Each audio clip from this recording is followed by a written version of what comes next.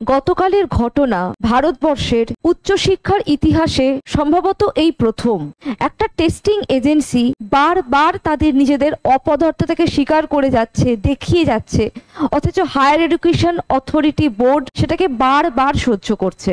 18ই June net পরীক্ষার পর রাত্রেবেলা আমরা একটি টুইট পেলাম, ইউজিসির চেয়ারম্যান নেট পরীক্ষার দিন রাত্রেবেলা আমরা টুইট পেলাম, we have successfully completed NET exam. ঠিক তার 24 ঘন্টা পেরোনোর আগেই গতকাল রাত 10:19-এ মিনিস্ট্রি অফ এডুকেশন ডিপার্টমেন্ট থেকে টুইট এলো, examination cancelled due to some unavoidable causes like paper leak etcetera etcetera. মানে টুইট করে এই ইনফরমেশনগুলো আমাদের কাছে বারবার আসছে, কিন্তু এর পিছনের আলটিমেট রিজন বা প্রপার একটা প্রেস কনফারেন্স বা সম্পূর্ণ একটা ভয়েস মেসেজ স্টুডেন্টদের উদ্দেশ্যে আমরা কিন্তু সেগুলো কোনোভাবেই পাচ্ছি না। শুধু একটা টুইটারে কমেন্ট দিয়ে ওনারা হাত তুলে নিচ্ছেন, যা ঠিক আছে আমরা ইনফরমেশন দিয়ে দিলাম, বাট এটা যথেষ্ট নয় আমাদের কাছে। একটা টেস্টিং এজেন্সি বারবার তাদের অপদার্থতা দেখিয়ে যাচ্ছে।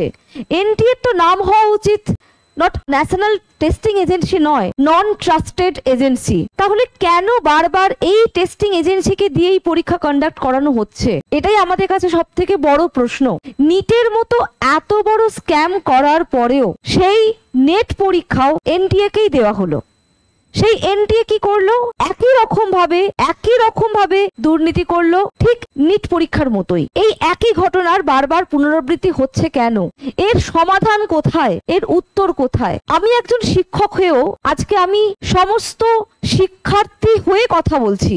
আজকে আমার যেই কথা সেটা সমস্ত শিক্ষার্থীর আওয়াজ, আমি তাদের হয়ে এখানে কথা বলছি।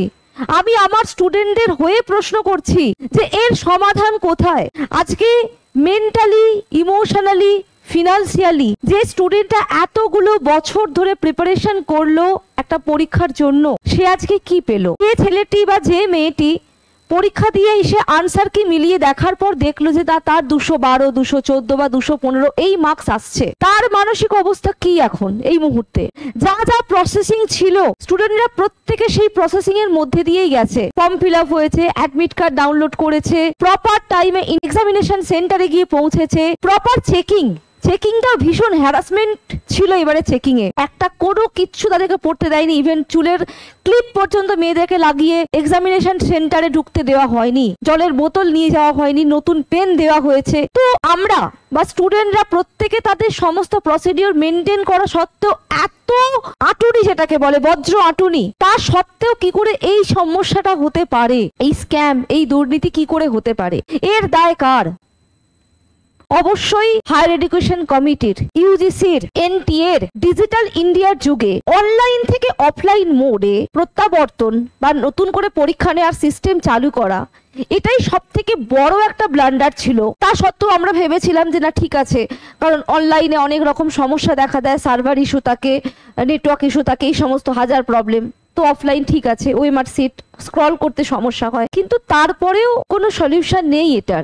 আমাদের একান্ত অনুরোধ, আজকে আমি প্রত্যেকের হয়ে এখানে কথা বলছি, আমার শিক্ষার্থী, আমার যারা শিক্ষার্থী নয় তাদের উদ্দেশ্যে, তাদের হয়েও আমি আজকে এখানে কথা বলছি। আমরা এর প্রতিকার চাই। সরকারের কাছে আমাদের বিনীত অনুরোধ, আমরা ইমিডিয়েট যারা এই স্ক্যামের মধ্যে যুক্ত বা এনটিএর শাস্তি চাই। We want justice. আমরা একটা সুস্থ স্বাভাবিক পরীক্ষা চাই, সুস্থ স্বাভাবিক পরীক্ষার রেজাল্ট চাই। শেষ মুহূর্তে শুধু একটাই কথা বলবো, ভেঙে পড়ো না, নিজেদেরকে শক্ত করে ধরে রাখো। নতুন করে আবার পরীক্ষা হবে, তো এই প্রিপারেশন তোমরা কোনোভাবেই বন্ধ করো না। যে যেভাবে প্রিপারেশন নিচ্ছ সেই একই রকমভাবে প্রস্তুতি নিতে থাকো।